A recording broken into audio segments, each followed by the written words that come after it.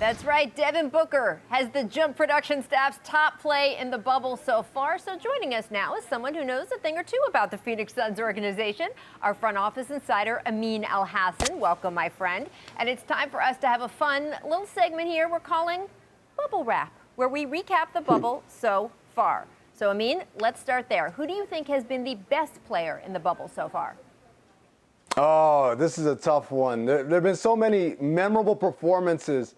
TJ Warren through the first 3 games. You had, obviously, Devin Booker has been remarkable. But I'm going to go with the guy who's the MVP of the league already, Giannis Antetokounmpo. He's been otherworldly as always. The only thing that can stop him is when his coach sits him. Jackie, what do you think? So I agree with Giannis. I like that as a choice. And there are others, Booker, TJ Warren, so many others. But I'm going to go with the guy that is literally willing his team into the postseason, Dame Lillard. We know he can score, and you saw it in bunches just yesterday. But here's the other thing. He's averaging 11 assists a game. He's being a willing facilitator.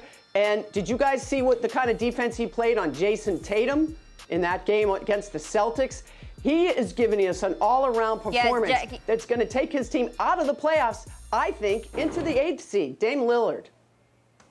Jackie, it's amazing to hear Dame after these games, too, because he has such certainty. He was saying last night, this is why I wanted to make sure if we got to the bubble, we would at least have a fair chance to try to make the playoffs, he said, because I know that we could.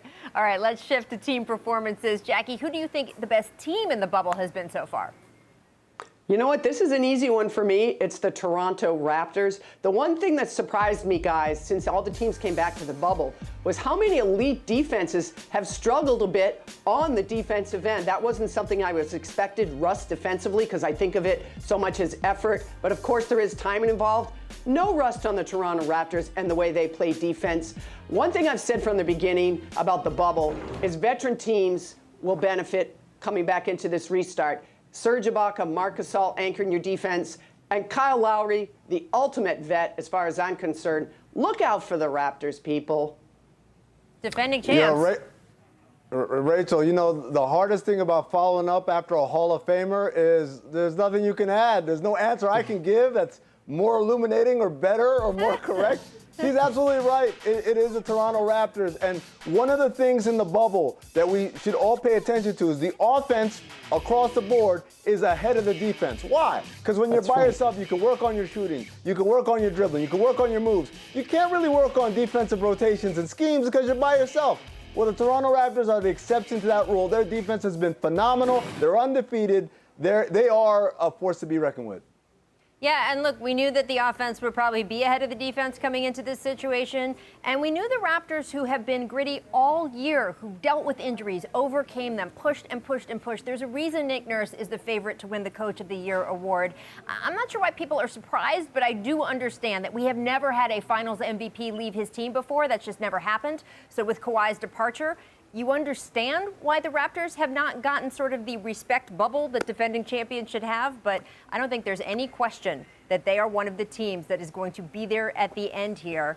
We're all seeing it unfold before our eyes. All right, not everyone has played as well as the Raptors, though. I mean, who has been the most disappointing team for you in the bubble so far? Oh, man, there's so many answers I could go with here. I could go with, you know, the Grizzlies. I could go with the Pelicans, but I'm going to go with the Dallas Mavericks because this is a team that actually has talent, that was securing its seed, that has an MVP candidate in Luka, and they just haven't come to play. They have one win in their first few games here in the bubble, and I just haven't seen them bring it consistently, and their crunch time issues are still a struggle for them. So, Amin, I like your answer. But I am going to concentrate on the Grizzlies just because I love this team. They're so much fun. They're young. They're promising. They're going to be so good. And I thought they were good enough to maybe get out here, make a difference, even though I think it's hard for young teams to restart the way they have. Obviously, the injury to Jaren Jackson Jr. has changed everything. But even so, when this team was getting in trouble early, what do? Instead of attacking the rim, they try to get it all back with one big three-point shot. And Ja Morant's struggling mightily from the three-point line. I think he's around 18%. Dylan Brooks also struggling from the three-point line, around 24%, 21%. So I just thought they would do better. Now with Jaren Jackson Jr. out, I don't know what our expectations should be. And you know what? I'm not super worried about them going forward because as my mom used to tell me, look at the age of somebody. This is age appropriate in some ways. They're young, they're learning, they'll be back. They will be. They'll be back. Absolutely. I mean, it doesn't change the promise of this team. We knew that they were going to have one of the hardest schedules here in the bubble, definitely the hardest schedule of the teams competing for that 8th spot. And they were supposed to because they were going to have the hardest schedule if the NBA had never shut down. So when things get harder, there's a reason why we see which team is more capable. The Blazers, of course, having a very hard schedule here as well, and they have the age and experience, to your point, Jackie, to deal with that in a better way than we've seen Memphis do. And then, of course, the unfortunate injury as well. Thanks for watching ESPN on YouTube. For live streaming sports and premium content, subscribe to ESPN+.